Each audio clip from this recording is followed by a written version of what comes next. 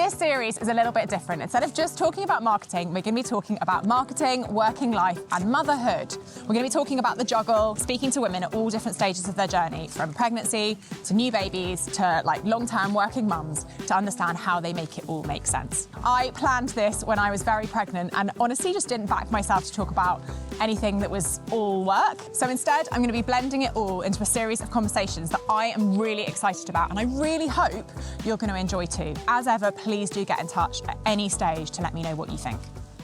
Hello and welcome back to the Maternity Hustle. In this series, we're talking to mums about the integration of work and life and how they do all of it without feeling like they're compromising. Today, I had Jo Wong come round, who is an absolute powerhouse of energy and some incredible sound bites. Jo has had a really formidable career. She was a senior commercial leader at Estée Lauder, running their Caribbean business and spending 4 days a week traveling. And then she was commercial director at the brand formerly known as Hakel's, which is now People Care, Planet Care. Now, Jo runs a consultancy helping Black women access capital and grow their businesses. We talked about a lot. Jo talked me through her experience being a mum to River, now 2, her personal journey discovering and handling her neurodiversity, and what life is like as an expat raising a child away from your friends and family. Pleasure. Hello. I love that we're both very snuggled comfy up already. Yeah, exactly. I'm like, make yourself at home. It's a good couch. It's a good couch for an afternoon of chat. Yeah, of course. I don't often do this, but I want to start with a quote, because you said that motherhood and leadership are a marathon of resilience. Yes. This is an authentic Jo quote. Yes. And I found that language quite powerful. Mm-hmm. Tell me what this marathon of resilience has been like for you. Yeah, I think there was always this connotation of motherhood would slow me down, or motherhood would change my dynamic, or I would have to figure out what else I'm good at because I'm not going to be able to be my full self. And it was actually the complete opposite.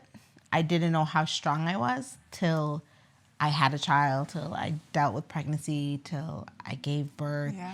It activated a different level of strength and resilience in me, because you don't get to be 3 months in, you know what, I'm not really feeling this. You know, you don't have that choice. You can't resign. You cannot resign. I remember being in the hospital being like, she has to come out. Yeah. This has to happen. There's only one way. There's only one way.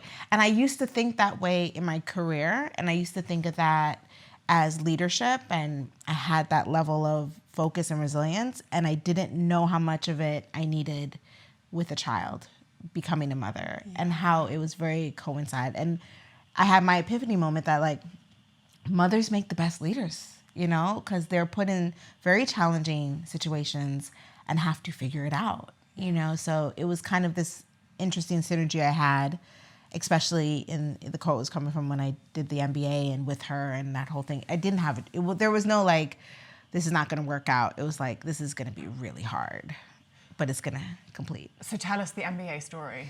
Yes. So interesting enough, I went to university. I actually studied dance and Latin American civilization and all types of random stuff. I was into performing arts. I was not I wanted to go to traditional school. My mother, however, has 2 masters and a PhD in polymer chemistry. So she was very academic. So I kind of was just fulfilling what she needed. And in turn, I just did what I need to do. I then went into makeup. I then went into beauty. I then went into all these other things. And I never finished my degree. And I kept moving up in companies and doing well. But I always had it in the back of my head. I think there was a little imposter syndrome, or I would sit in board meetings with people with MBAs and certain degrees and think, do I belong here? All those things were always at the back of my mind. So when I saw the opportunity to do an executive MBA and apply and have work experience, essentially finish my first degree for me, because at this point I had done 10 years in the field, and I was able to use my field experience to get approved to do an MBA. So I remember being so nervous applying, thinking, oh my gosh, are they going to really let me do this? And I got the application admission on Monday, and I was so happy, and I was celebrating, and I was like, my life's going to change and all this good stuff. And Thursday, I was literally on a conference call and took a pregnancy test while on the call and found I was pregnant. On the call? On the call. I was off camera, of course, but on the call, just signed off. I was like, oh my God, what's happening? It's happening. And it's kind of like, well, the degree has to happen because if I don't do it now, I'm never going to do it. Yeah. And at the time, completely delusional, I was like, it'll be fine. I'll be on mat leave. She'll be sleeping. I'll study. It's going to be great. You know? Yeah, it'll be fine. It'll be fine. No, it wasn't. But it was so interesting walking across the stage, getting my degree, and her being there. So like, it was this beautiful, like, full story. And I cannot lie to you, the whole time I was doing it, I was like, they're going to figure out I have no idea what I'm doing. Like, every time I submitted a paper, I was like, oh, let's see what happens. And I would get actually decent grades. And I'm like, is it serious? So it's not until my graduation I believed it. I swear at any moment they're going to be like, nope. Because you were, I sent one paper at the hospital being induced. And I was like, this is going to go out because I want to get this paper. I just wanted it out. And I remember just having this, but that was the resilience. Like, I got to get this done. I have to do this. Okay, so the marathon of resilience starts the moment you find out you're pregnant. Yeah, absolutely. Because there's a lot, I think there's too much narrative that it gets hard the day you have a baby. No. I think it's very important we correct this. Like, it begins 100%. It begins when your life starts becoming driven by fertility. Yeah. That's when that marathon, like, warms up. Absolutely. How did you do an MBA with a baby? Okay, so let's start with maternity leave. Yeah, no. Let's start pregnant. So pregnant, I'm a very type A person. So I was like, okay. Clearly. Yeah. I was like, so here's how my week's going to work. I'm going to work these days, and I'm going to be on my MBA calls these nights, and I'm going to do work on Sundays, and and it's all good. And then exhaustion comes, and then nausea comes. And then you realize you're human. And then you're like, oh, wait, you don't just get bigger and carry the baby. Your whole everything, the exhaustion was it. I would just be reading and just pass out and fall asleep. And I was somebody that can never fall asleep easy. But pregnancy, it was like, you can sleep, But what was interesting was when you get to that second trimester and you just get this little pep in your step, that was great. Because I was like, oh, I'm on fire, and that was good. So I got a little pep in my step there. But then it lasts like a hot minute. Yeah, it's not that long. It's like 8 weeks when you're like, woo, I'm not dying. No, it's not that long. You're right. And then, it was a little bit of that. On top of that, there's another beautiful layer to this. And as I'm telling you the story, I'm like, what was I thinking? I'm neurodivergent, and I take ADHD meds, and I couldn't take any. Don't recommend. At this point, I was like, do they even work anymore? Like, they don't At least you learn. Yeah. At least you know the test. I was like, wow. Like, They work, and they're very important. And to finish a paper was so painful. And to get things done was so painful. And I think it was even worse after having River because your brain is already not understanding what day it is, what time it is. Sleep deprivation is a torture method because it is dangerous. So you're sleep deprived. I'm not on my neurodivergency medication. I'm trying to finish this MBA. And then I got to a point where I was like, whatever my best is now is my best. Because I was like, I'm going to get high distinctions on every paper. What do you mean? And I think the layers of imposter syndrome of them maybe not even accepting me in this program or I don't belong here was just in my head that I couldn't just get a good grade, commendable. I had to get the highest. I had to just really prove myself. And there's so much I've now unpacked in that. But it was a sense of like, I can't just do it. I have to do it with excellence. So nobody questions if I should be here. And it's something that was instilled with me when I was younger, that I understand why my mom did it, but I also understand how dangerous it is because it's not sustainable. So then I was forced to be mediocre, which was great. Yeah. I recommend it. It's great. Very important life lesson. Even my mediocrity was okay. Yeah. And I was like, okay, nothing blew up. Nobody died. The paper got put in. It didn't get the highest mark, but I completed it. And nothing about that context is mediocre. Yeah, but it still felt like it.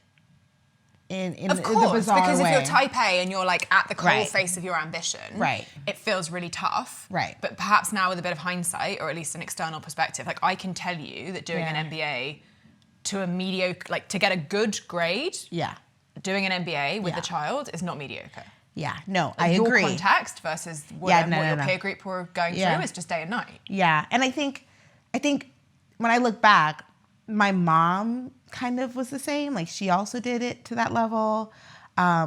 She did all her schooling she did not pay for because she went through everything with scholarships.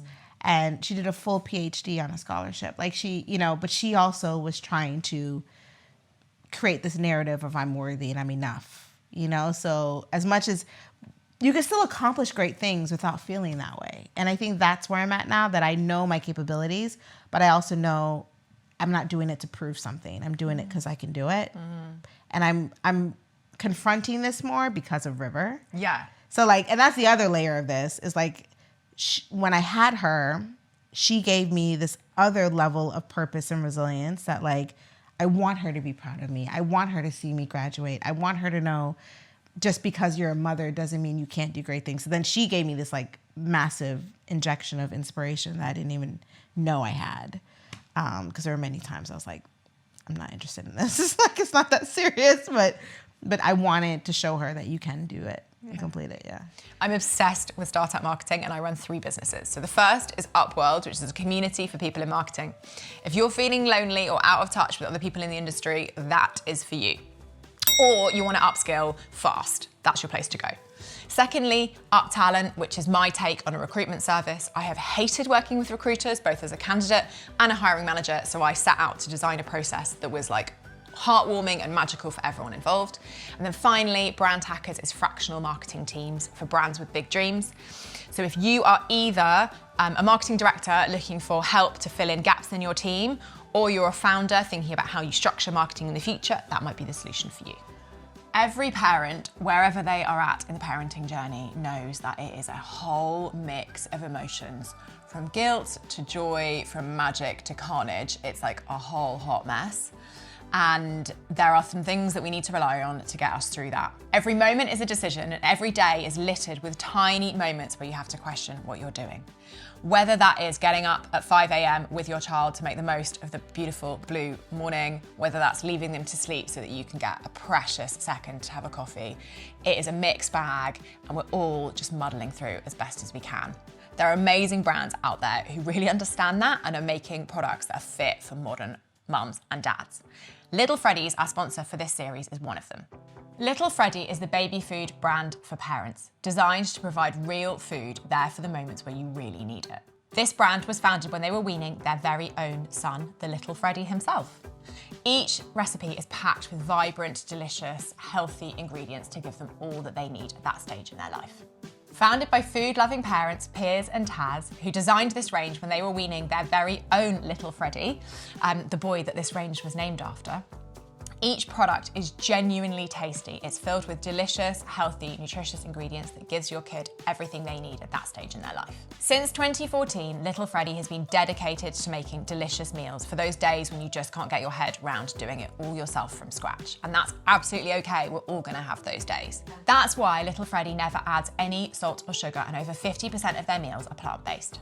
Their products are so ideal for parents heading back to work or juggling loads of stuff. And what is really important to me as a new mum, when I just do not have the time to read any of this, is that everything's crafted with a pediatric dietitian.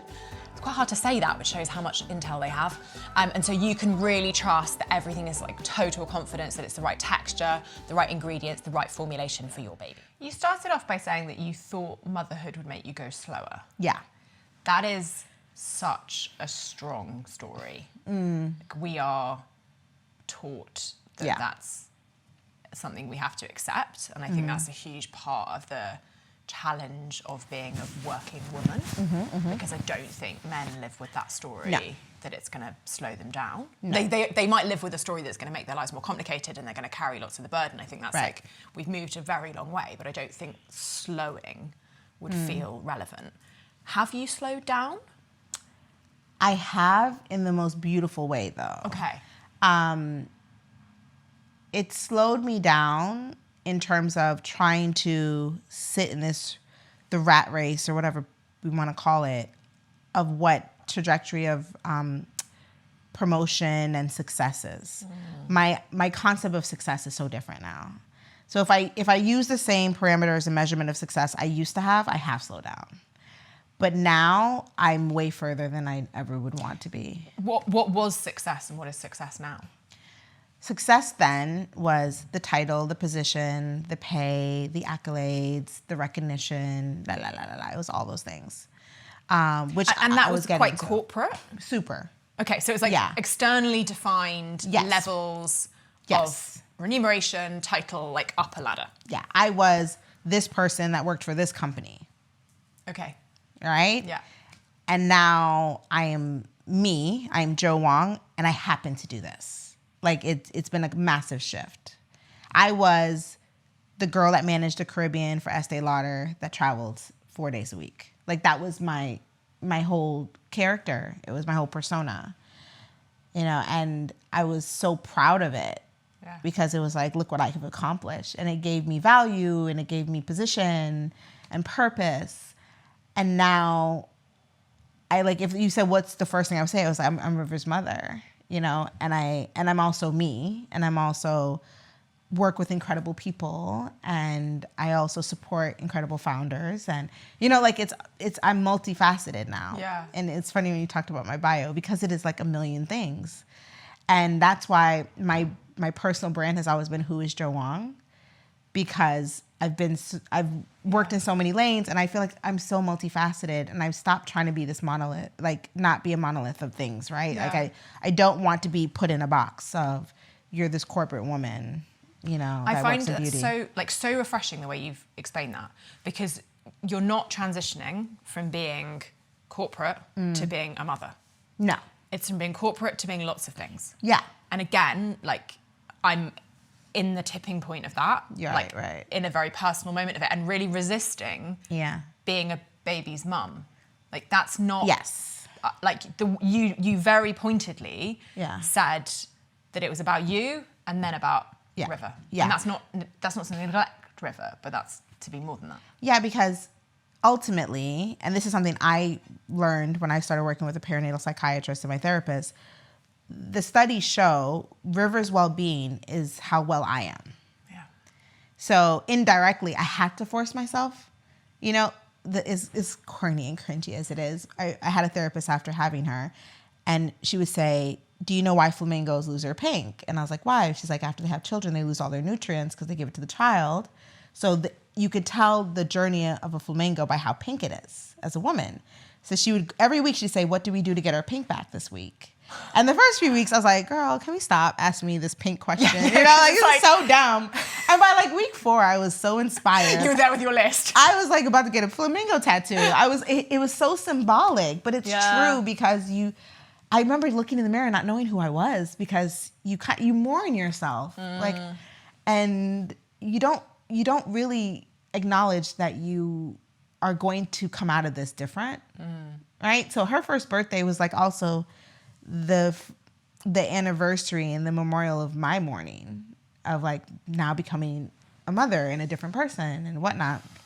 So yeah, it's different. You look at the world differently. You feel things differently. But I know for her to have the best experience in life, I still have to live, you know? And I think with the postpartum and other things, the first thing I had to remember was to live and live with purpose and be inspired. So even if it was like going to Pilates or getting a pedicure or getting my hair washed, it was like I had to remember to get my pink back and feel like myself again. So I think that's it for sure. Okay, so tell me what Sticky Beak does. Well, Sticky Beak's a marketer's best friend, I think. So we're here to help you get rapid feedback from your target audience. Might be new product development, campaigns, brands. You might be looking at going into a whole new market. And we're here to help you get cost-effective, quick feedback from your consumer about that. Imagine I am the phenomenal marketing manager of our lovely sponsor, Little Freddy, with this delicious prune yogurt with oats. How might I use Sticky Beak to make this brand and product more effective? Great question. So many ways. So as we know, packaging is kind of the most important thing as a brand on shelf. So that's what we would help you test. So not just the pack design, but maybe the format. So pouch format sizes. It could be the claims that are going on the pack. They could be looking at a new category, and so maybe there's a sub-brand that want to put in there. So anything around your NPD, but also any campaign work. So Little Freddy's might have a retail display moment. They might have some in-store display. They might have some outdoor media. It's a big investment. So how do you test your headlines, your calls to action, everything to do with kind of that campaign moment as well. And what that actually means is that I can go onto the platform and I can put comparisons next to each other. Totally, like it's all on your terms. So this is an online rapid tool that gets you feedback in 48 hours at the latest. So works on your deadlines and your timings. So you upload, say you've got 4 packaging directions that you want to get some feedback on. The respondent compares those, and importantly though, tells you why they like the option they like. Because maybe you're trying to get across a really strong health message, and if that's not coming through in the pack design, even with the one that's favourite, then that's not the right design for you. So that verbatims, the why, becomes, I think, the most important thing. So the why is like open text feedback. Totally. Fascinating. Power of AI summarises that for you, because you don't have time to read 200 responses. No. So it's all summarised, themed with some banger quotes to support that for you to just make a quick call and keep going. If you're a marketing director or marketing manager and you want to have a go with Sticky Beak, then sign up online and they're going to give you a free pilot if you mention the podcast when you book your demo. Please do also drop me a DM and let me know how you get on with the platform so that we can share it back with the amazing team at Sticky Beak and help do more to spread the word. Right, back to the maternity hustle. So what was the secret to getting your pink back? I think it's going to be unique to every person. For me, it is self-care. Yeah. It is planning something nice. It is putting on a nice outfit. I think for some others, it might be reading a book or having some personal time, and it's hard to explain to your partner because they also have a mental transition, but ours is mental, physical, and hormonal. Yeah. So there's more work we have to do. So it's more of the things of what brings you joy and what makes you feel like yourself again. Yeah. It might be a dance class. I don't know. It might be going to play paddle or whatever. I think we should just pause on how small those things can be. Oh, for sure. That it is a case of tiny, seemingly trivial, why does having a pedicure existentially change your existence? But the mom guilt makes you say, how could I get a pedicure Exactly. right now? Or how could I go to Pilates right now? Or I must be, this mother and prioritize this new being. But the first few months, and my favorite handle's he's amazing, Dr. Charles. He was like, it's a blobber baby. He's like, she doesn't know what's going on, but you will remember these moments. She's not going to remember these moments, but you will remember these moments. Because I remember I needed to see my friends and family. And I think at this point she was 4 months. And I was like, but I can't put her through that flight. And it's going to be so far. And her ears are going to pop. And, all these things. And he was like, it's a blobber baby. If she cries, she cries. He's like, she's not going to remember the flight. But you're going to remember these 2 to 3 months you've been sitting at home alone. Yeah. My partner was going to go back to work. I was in the room crying all day. I don't have close people here that knew me before her. And I was like, you're right. And I took the flight and I went and saw my friends and they poured into me. And I'm so glad I did. But the mom guilt was like, how could you do that to your child? She's only 3 months. Why would you take a flight to Orlando or Miami? So it's you're right. Sometimes it's small, but it feels so big. Yeah. The pressure, especially if you're ambitious, especially if you're a driven woman, any assignment you get, you take seriously. I think and I don't know the science, but I would love to think that the science proves me right. This is my approach to life. Yeah. I'm not definitely not in the detail. Yeah. But I think the baby can read your anxiety 100%. way more than they can read the impact of being left on a mat for 45 minutes while you do a gym class, or being cuddled on a flight that maybe isn't their preference. And so my approach has been to put my stress levels first. So if I'm relaxed, that's the thing that matters, because that's how I think I can be the best mum. Yeah. And there's been so many moments where it's been really interesting how at conflict those two factors are. What's right for my baby in the moment is not the thing that's going to relax me the most. And I've really tried to hold firm to doing what I need, and Yeah. that be the way that I make every decision. Yeah. And he like comes along with me for that, and I do like live by that being the right approach. Yeah. Yeah. Can we talk about your postnatal experience? Yeah, like of course. Dr. Charles sounds like an amazing man. Amazing. But this is not something that most women have. No. So I had anxiety and fears about childbirth, and it's another interesting topic to deep dive. Yeah. So hope we don't go off too much. It's a worthwhile time. Yeah, you know, We're here. I'm good for tangents. As Black women, I'm more likely to die giving childbirth. Yeah. So the first thing I thought when I was pregnant was, am I going to make it through childbirth? Wow. So I was worried about the hospital I was going to be at. I already had high blood pressure, so I was already high risk for preeclampsia. I had endometriosis. So as amazing and exciting being pregnant was, I also was like, am I going to make it through this? And my partner's incredible and took me seriously, because it was you know, of course you are. What do you mean? Da-da-da, whatever. And then I was at work talking about it, and one of my coworkers was like, do you know you could self-refer to any hospital you want in the UK if you have any concerns? Because the original hospital I had, when I called and said, I'm on blood pressure medication, this is happening, I don't felt like they took it seriously. And then that was already a red flag, because the stats are I'm 5 times more likely to die giving childbirth than you are, right? So that's already science. Like you said, that's already a fact. So my coworker was like, 5 times. 5 times. There's an organization called 5 Times More. Yeah. Wow.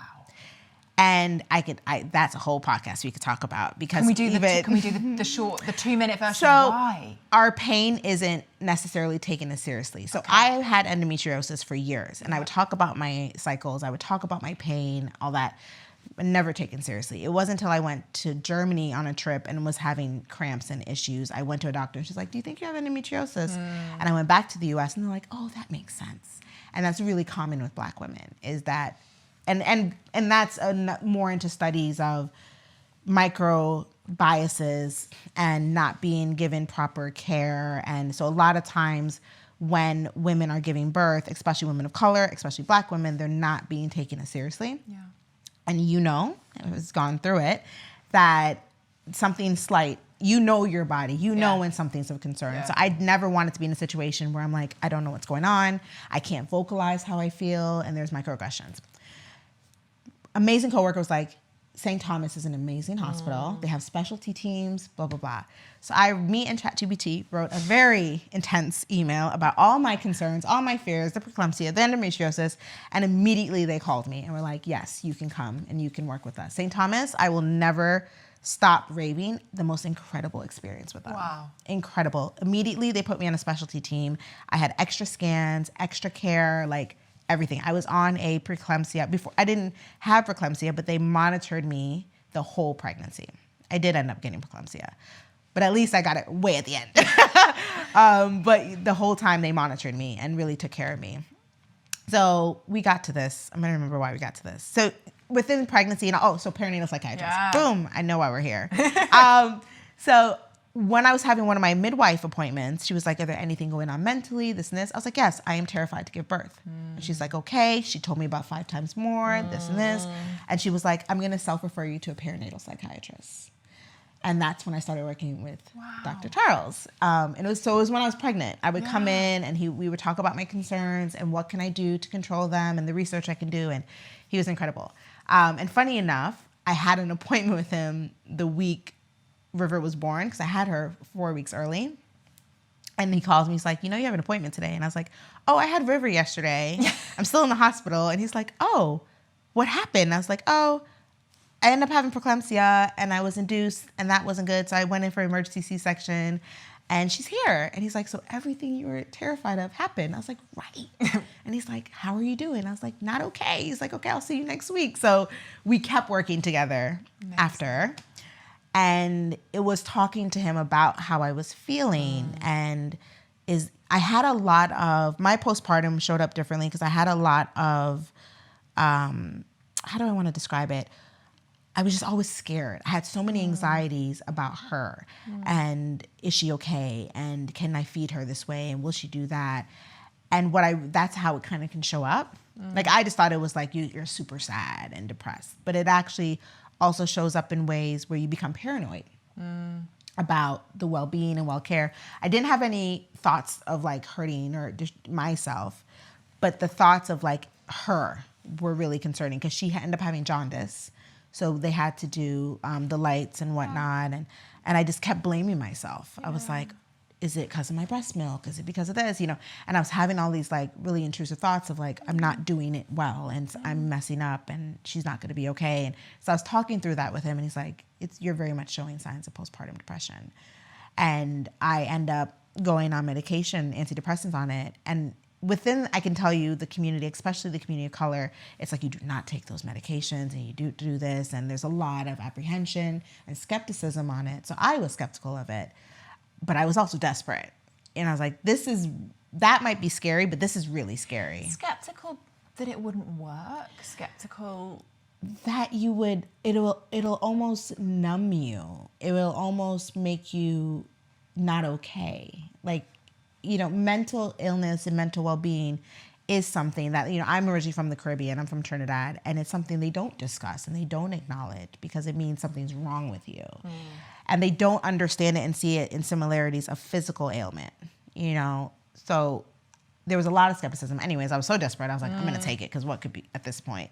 And it was life-changing. Like, I was a present mother and I was happier. I wasn't, you know, off the roof. How old was River at this point? 9 weeks. Wow, really little. Yeah. But it completely changed the dynamic because I was able to really be present with her and understand and enjoy motherhood more. So I'm so grateful, you know, for it. And it wasn't a magic pill by any means. I went to therapy. I still continue my perinatal psychiatrist. So that's where my therapist was like, get your pink back and, you know, blah, blah. So it was really good work. And then, you know, just everything snowballs. The company I was working for got bought out by another company. And then everything was going through redundancies and all this thing happening. And I was on mat leave. And whereas you think, and this is, I'm sure, another whole topic, you know, they could say what they want. You're not protected on mat leave with redundancies. And when that happens, and we all know it's capitalism, it's corporate, you're on the chopping block. So to be at home worried about my livelihood, what's going to happen, I have a young child, and then to be made redundant.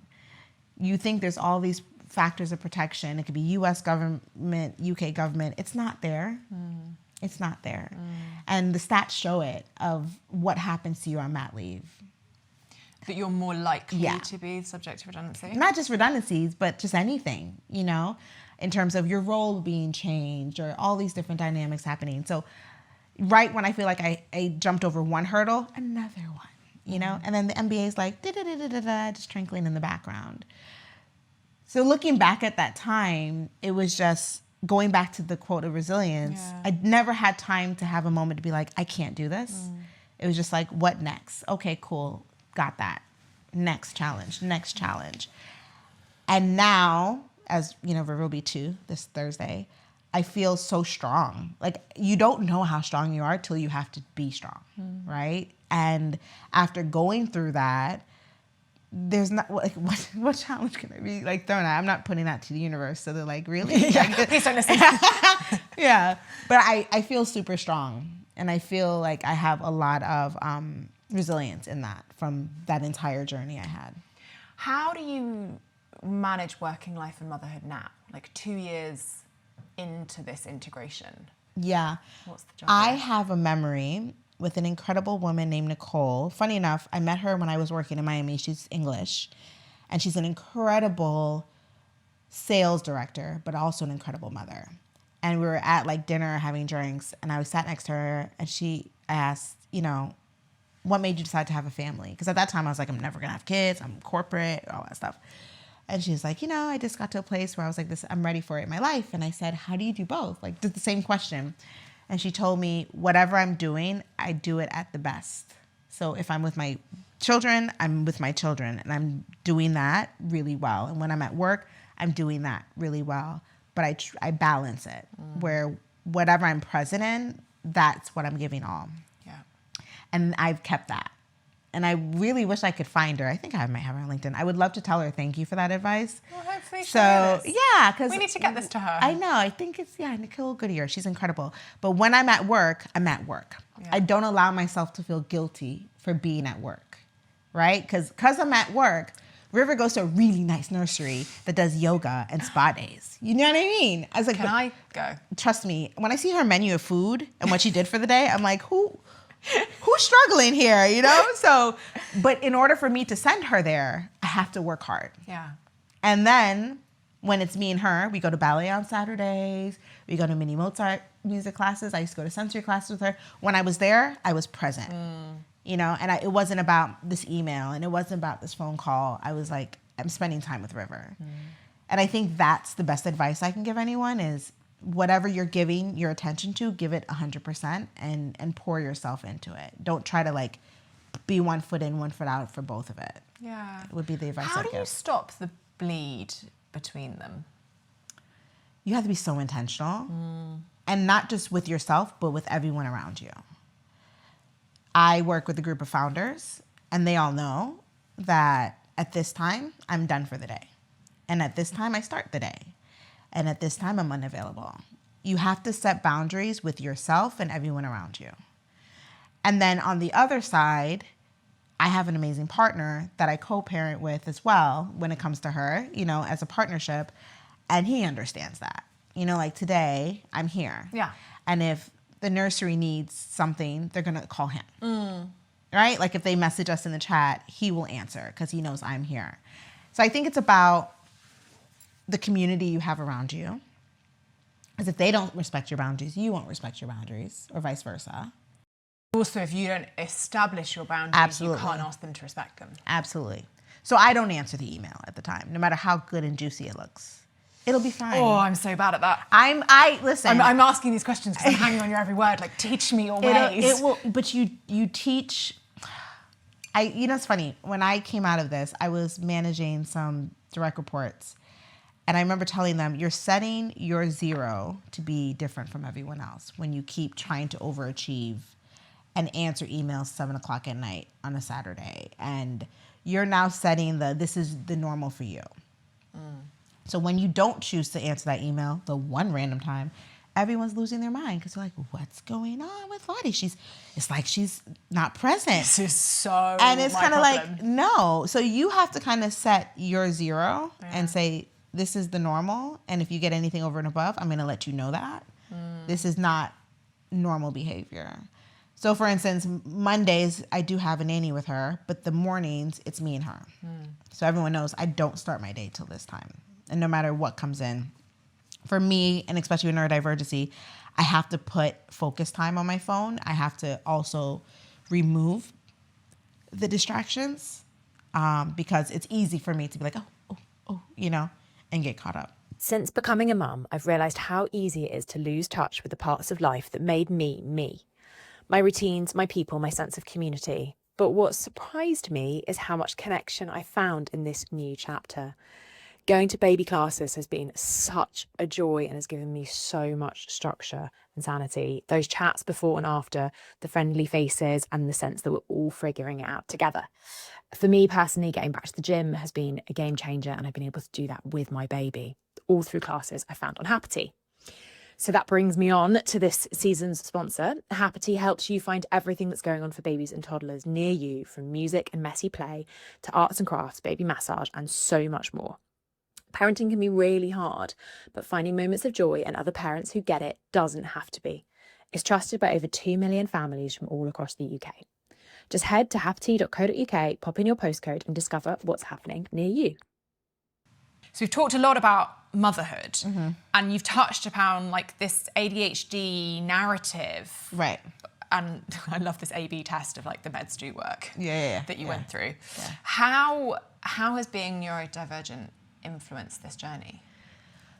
Yeah, it's a layer and it's a part of me that I can't compartmentalize and put somewhere else. So when it comes to, I remember going to my maternity appointment and having to voice memo the appointment because I'm probably going to get distracted and not remember something the nurse told me. And then I'm going to go home and be like, oh my God, was I supposed to do this? Was I supposed to do this? The more I understood how my ADHD shows up, being inattentive and hyperactive, I was able to, I don't want to say combat it, but preempt it and understand I'm not going to be able to sit through a long meeting, and I'm not going to be able to do these things. And I'm going to lead ahead by saying, if I happen to interrupt you, it's because I don't want to forget something, so I'm going to write it down. Or, so being a little bit more proactive. If you understand it more, you can manage it more. I think that's the biggest thing. The other biggest thing, which was the most difficult thing, is you show up differently when you are not balanced, like when you're unregulated. That's when the paralysis happens. That's where the impulsiveness happens. That's where, because so being physical, being active, eating well, I had to prioritize that. I couldn't come off of those type of healthy lifestyles because it's going to show up in another way for me. So specifically with maternity, I keep saying maternity, but specifically with pregnancy, I had to be aware of that. Like, it's not just about taking care of myself because I'm growing a human, but I can't show up my best self in that way. So I think that's where I kind of learned how to step back and be like, no, I can't take on every special project, and no, I can't over deliver everything because I need to manage my threshold. And I can't, burnout when you're neurodivergent is a different level of burnout. There's burnout, and then there's ADHD burnout where you're literally, you can't move. Like, it looks like paralysis. You can't get out the bed. You can't eat. You can't, it's to that. So I could not do that pregnant. And then I think after having her, I had to ask for help. I couldn't be everything. I couldn't do everything. I had to understand my limitations. If it was getting support in the home, getting support from my partner. And then I think what should be studied is baby brain plus neurodivergent brain. Yeah. Because, that was scary. Because sometimes I was like, I would just walk in a room and be like, what am I doing? Why am I here? What's going on? What day? I would just feel like I was spinning in that. So for that, I had to be more strategic and diligent about my day. My day had to have systems. My day had to be organized. Spaces had to be organized. Her clothes had to be organized. Where food went and how it showed up. And it wasn't that we put things in the back of the cupboard. I need to see everything in front of me because I will forget in that. So I had to pull out so many skills to better manage it, but I can only do that because I better understood it. Yeah, how did you learn? These are very powerful strategies that seem like they've really helped you thrive, but also make an incredible amount of sense. I don't think I'm neurodivergent, but a lot of what you're describing, I really empathize with. Yeah. And kind of hearing you talk, I think, wow, these are pretty good life lessons. Yeah. Was this stuff that you were coached in or discovered? I think it's a little bit of both. So here's the beauty of neurodivergency and ADHD. Anything you're interested in, you go down the rabbit hole. So anything I'm interested in learning, I don't just kind of learn it. Okay. I learn everything about it. There's a little, I don't want to say obsessive, but anything that drives the dopamine, you're like, ooh, more.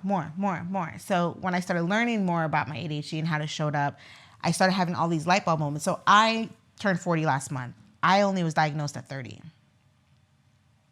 And for 30 years, I thought the way I was functioning in the world was neurotypical and that I was extremely flawed in ways that I couldn't sit still long and I would interrupt people and I would impulsively buy a flight and go to Bali. And I was like, what's wrong with me?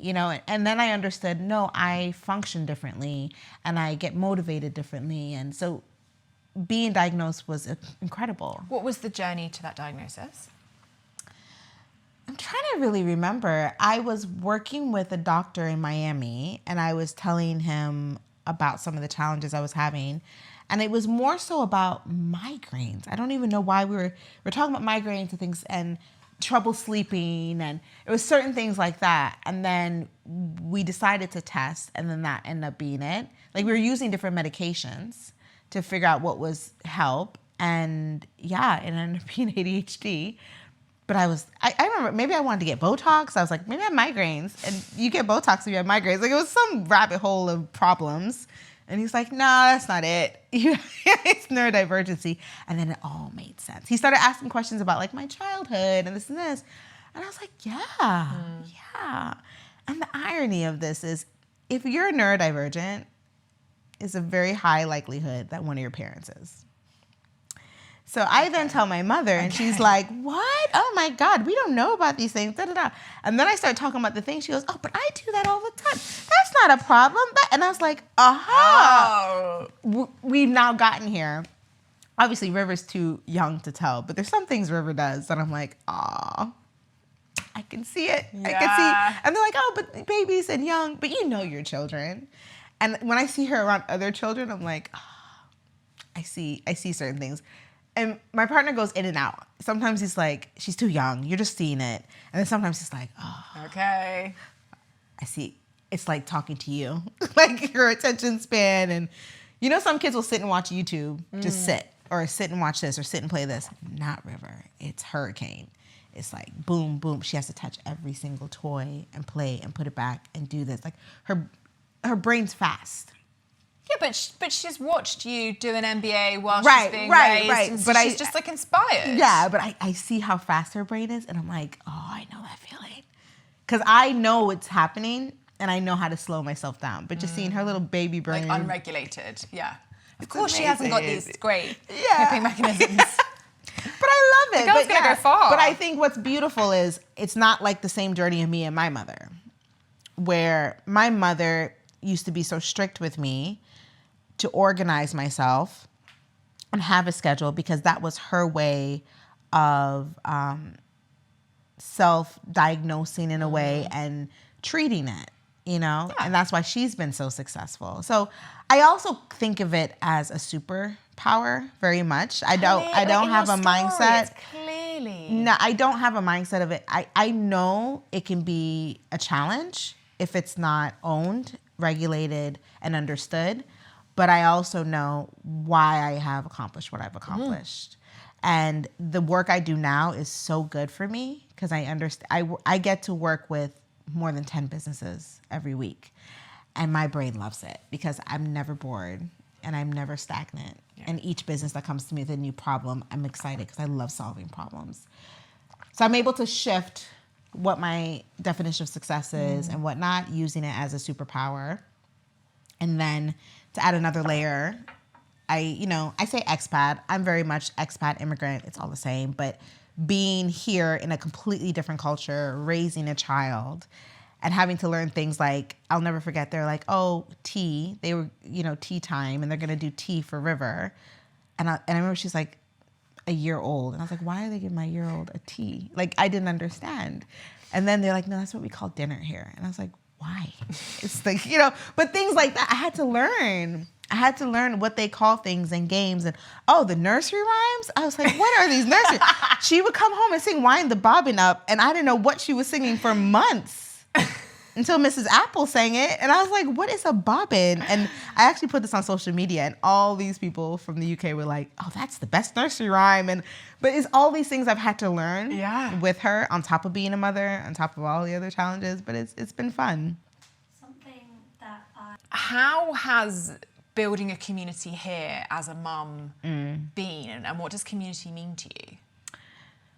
Right. So what was so interesting is in the U.S., so I was born in Trinidad. My mom got her PhD in Canada, so we lived there for a little bit. I grew up in Chicago. Then I went to Florida. So I've always been very transient, right? So I've lived in now 4 countries. And you talk about your job being very much about travel, like almost this transience being a part of who you really were. Exactly. So I've always had to been forced to have long distance relationships and communities.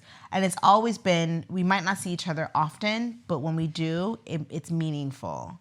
And we have moments and we share together. And technology is incredible, and FaceTime's incredible, and video. And I think my social media is very much inspired by my community because they're far away. So it's the way I take them on the journey of my life and River and all that's happened is, in a weird way, that's why I love social media, because I don't have to like individually send a video of River at ballet to 20 people. I can just post it on social media and everybody comments. But here, I end up getting our nanny, Anissa, and I really had to lean on her to be a part of our family, and she's like our little mini community. And finding community with other mothers, especially ambitious mothers, especially and that's been incredible. And understanding how to have intentional moments with each other, but also give each other grace that we're probably running 100 miles per hour and not getting upset when they don't text you back right away or things. That's nice about the community of finding other motherhood and whatnot. So that's really kind of been how I built it. It's been hard, obviously. And what I try to do is anytime I can, like River has flown so much for a 2-year-old. Like she's been to Trinidad 3 times and she's not even 2. I'm trying to think how many flights. It's a long flight. So it's a lot. So River, I want her to know Trinidad. I want her to know my family in Trinidad. So she's went back several times. We've been back to the US with her. So I have to make the sacrifice of taking long flights with a very young child. You will soon get that fun. Yeah, and it changes. It changes when they start walking, and it changes when they don't want to be in the seat. So I've done that, but I've done the sacrifice because I want her to know this community, and I want to keep them in my life. So I try to make it a point to surround myself with people here and be intentional about the relationships I have here, but also keep the relationships I have with those back home. Yeah. You talked about finding other ambitious mums, which like really hits home for me. Like I'm really trying to build my tribe now, and it's a slightly different tribe. Like it shifts what you want from your relationships. Yeah. How have you found them? They start organically through the sensory classes and being at the parks and meeting other mothers. I have a very, as you can already tell, extroverted, open personality. I couldn't imagine how more of an introverted person would feel doing this. But I'm a talker. It might be the American culture. So if I see another mother and I've seen her like 2 or 3 times, I'm very much like, we're friends now. Yeah. Hey, coffee. So we should do something. Let's connect. And I could see the look in their face like, oh, okay, she wants to see me, So there's that. Just being open and vulnerable to saying, would you like to go grab something to eat or get a coffee? Kind of dating. It is. Yeah. It really is. And I could see if you're apprehensive about that, that would be really intimidating. My partner tells me all the time, not everybody wants to be your friend. And I'm like, they do. You might not think so. Like the Uber driver or the person at the coffee shop. But I'm very much like, if we've met twice, we know each other. Like, don't ask me the order again. I've been here all through pregnancy. But yeah, I'm very much like bringing people in and having that kind of interaction. So just be open to it. Yeah, I really I think pregnancy and having a baby is the most amazing social lubricant, I think is the phrase. Like it just cuts through. It does. And makes British people who are not, you've said as an American. No, I think I'm the same as you. I will chat to anyone, but it's not the British thing. But you put a baby in a pram. Yes. Everyone chats to you. Yeah, they're smiling. And then River's very outgoing like me too. So she will stare you down till you smile at her. And she'll like look you dead in the face and be like, hello. And if she says, morning, and you don't say morning back, she's like, morning, and I love that about her. So then they can't help, like you can see the most stern man. And I love her too. She's not scared of anybody. You could be very big and scary looking and she'll be like, hi. So I think for that reason, it does become a really nice icebreaker for relationships. I just really want to encourage other women listening to this to be the one that asks someone out on a date. On social media too, Oh, nice. I can't tell you how many friends I've made through TikTok and Instagram. Yeah. And they're like, oh my God, River's growing up so fast. She's so beautiful. I just had my son.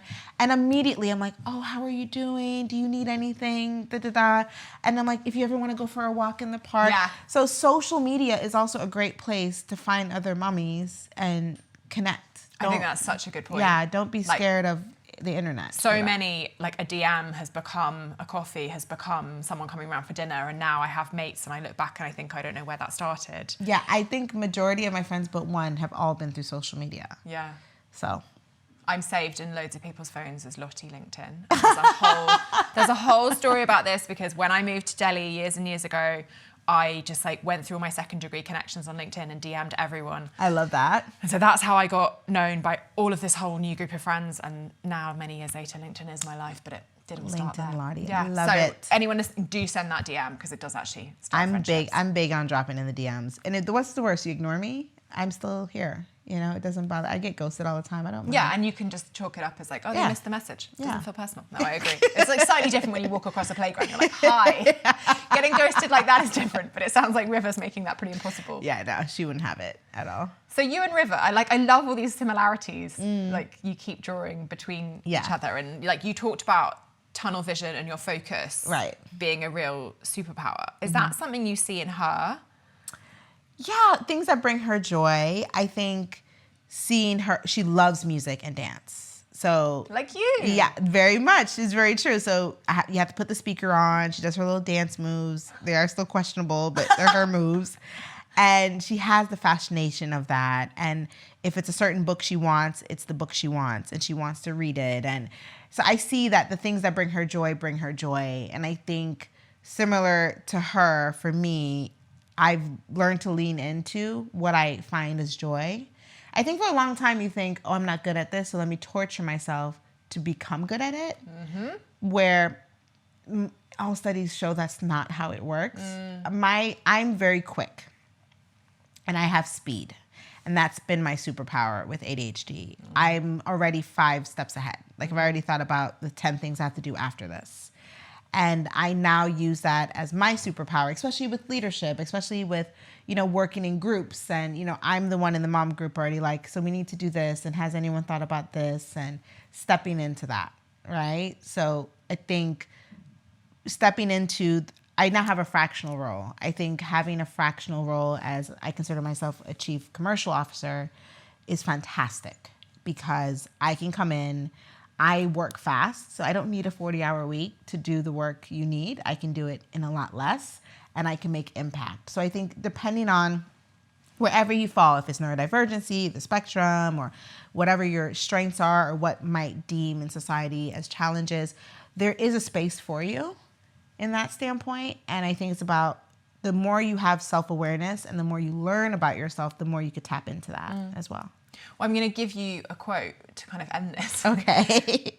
What you've just said is that to lean into joy makes you a better leader. Yeah. And that, I think, is the most incredible sentiment. I agree. And that sounds like the principle through which you've navigated both your professional life, but also like the transition into being this multifaceted leader who has motherhood as like part of that mix. No, exactly. Like seeing people develop, seeing people touch their potential has always been my inspiration. If I've ever managed you, it's like you never leave me. Like people I've managed 10 years ago will message me today because of that relationship and that connection, because I just love challenging people and developing people. So it's been beautiful now to transition it into my now, business consultancy, my fractional role, plus being a mother, because they all have those elements in it. So it's just been this kind of really beautiful full circle. Thank you so much for coming. Thank you. It's been It fun. was so fun. I talked about stuff I haven't talked about in months. So I was like, whoa. Fun. Good. Thank you so much for listening. If you enjoyed that conversation, and I really hope you learned something from it, please do follow us on Spotify or DM me on LinkedIn. What that means is that we can access more incredible guests like Jo. And as Jo coached us, that I can send more DMs and get more people to come around who I haven't spoken to before. And it helps us just grow the profile and increase the weight of what we're doing. We can access more sponsors, we can do more of this good stuff. So it really does make all the difference. Thank you so much.